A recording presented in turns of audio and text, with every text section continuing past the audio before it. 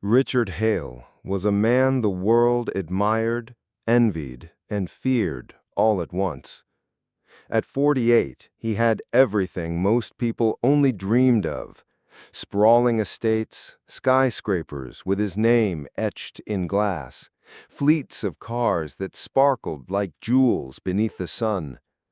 Business magazines called him the Midas of the modern age, a man who turned every venture he touched into gold. But inside, he was hollow, because all that wealth, all that influence could not solve the one problem that defined his life: his daughter, Emily. Emily Hale was 9 years old. She had her mother's soft blonde curls, her father's gray-blue eyes, and a smile that, when it appeared, seemed to melt every shadow in the room. But she had never spoken, not once. Doctors had tried everything. Therapists worked night and day. Specialists flew in from other countries. Words like developmental delay, selective mutism, and neurological silence were thrown at Richard like knives. Every test ended the same way. Emily was perfectly healthy. Nothing was physically wrong with her voice, her brain, or her hearing. And yet, she lived in silence. Richard blamed himself. He had buried himself in work when Emily was born. He had missed birthdays, first steps, milestones. And then, when Emily was only 3, her mother, Richard's beloved wife, Anna, passed away suddenly after a car accident. The silence began then. Emily never spoke another word after losing her mother. Richard tried to fill the gap with gifts: dolls, castles, toys that sang and blinked.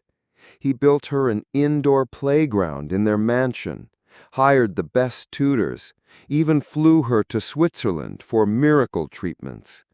But Emily just stared with those wide, innocent eyes, eyes that seemed to scream, "I don't need things. I need love." And yet Richard didn't know how to give it. So every Saturday he took Emily to the city park.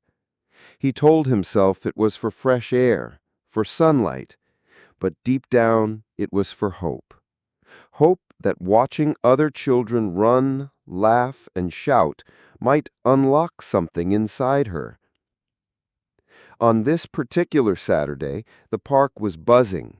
Parents laughed over picnic baskets. Kids squealed as they chased each other, ice cream dripping down their little hands. But Richard and Emily sat on their usual bench, a little removed from the chaos, watching. Emily hugged a small cloth doll, worn, stitched, clearly loved. Her blue eyes followed the other kids, but she never joined them, never waved, never called out. Just silence. Richard sighed, rubbing his temples.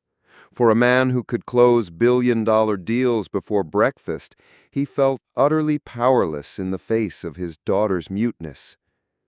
Then something shifted. A voice, not hers, but one that carried warmth, music, and something rare: sincerity. "Mind if I sit here?" Richard turned his head sharply. Standing before him was a man in his 30s, black, casually dressed in worn jeans and a soft shirt. He had the kind of easy smile that disarmed suspicion. Normally, Richard would have waved him off. He wasn't a man who welcomed strangers, especially not strangers near his daughter. But something about the man's tone, respectful yet unafraid, made him nod. "Suit yourself," Richard muttered. The man sat down, careful to leave a respectful distance. Then his eyes fell on Emily.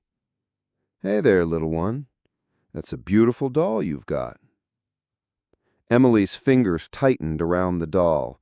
She didn't look away, but she didn't respond either. Richard felt the familiar sting of disappointment.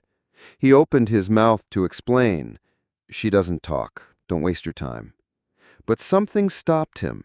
For reasons he couldn't explain, he let the man try. The stranger reached for his guitar and began to strum lightly. Not a showy tune, not something loud and brash, just a soft melody, the kind that seemed to weave itself into the breeze. Emily's head turned. For the first time in weeks, Richard saw her eyes widen, not with fear, not with sadness, but with curiosity. The man smiled and hummed along. Then, with a playful lilt, he sang, "Sun in the sky, clouds floating by, little bird sings, don't be shy." Richard blinked. It wasn't a song he recognized. It wasn't pop or classical. It sounded made up, simple, pure. And Emily was listening. She leaned forward slightly, her doll slipping from her lap. Her lips parted ever so slightly, as though the music reached in to a part her no doctor, no therapy, no expensive treatment ever had. Richard's heart pounded. He froze. And then Emily's tiny lips moved.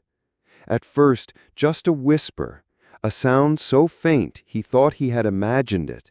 But when he looked again, his world tilted, because his daughter was trying to speak. Richard had seen many extraordinary things in his life.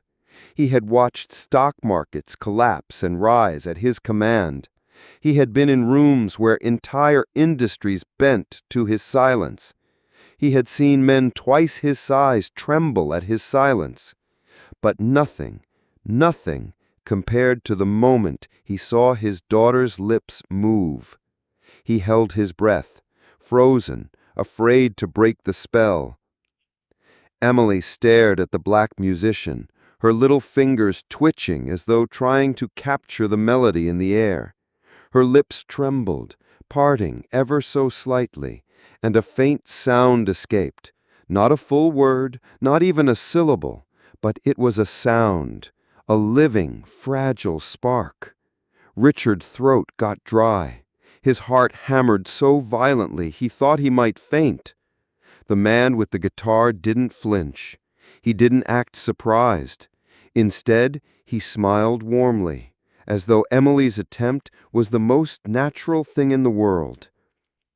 "That's it," he whispered gently, his voice like sunlight breaking through clouds. "You've got music inside you, don't you?" Emily's chest rose and fell quickly.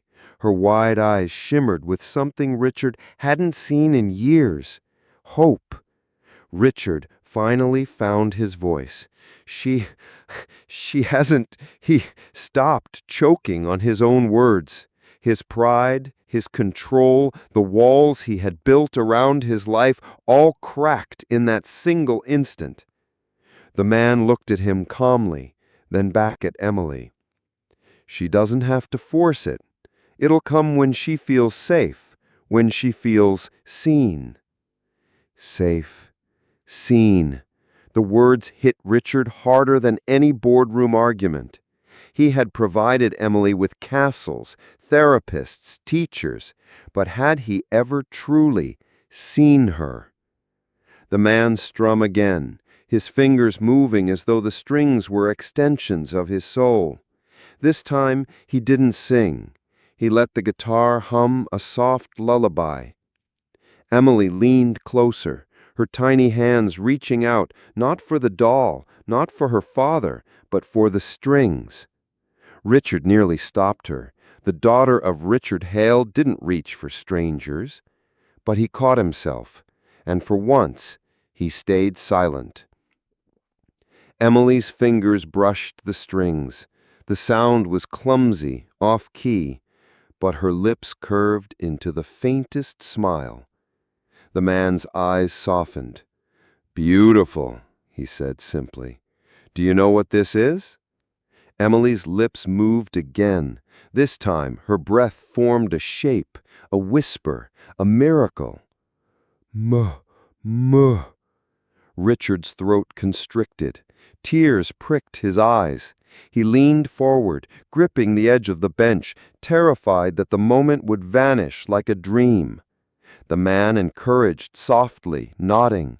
Yes, music. Go on, little one, say it. Emily's face scrunched in concentration. Her tiny tongue pressed against her teeth, and then, as though a dam had broken. Music! The word was fragile, trembling, imperfect, but it was real. It was hers. Richard gasped, covering his mouth with both hands. His daughter had spoken for the first time in 6 years, not to him,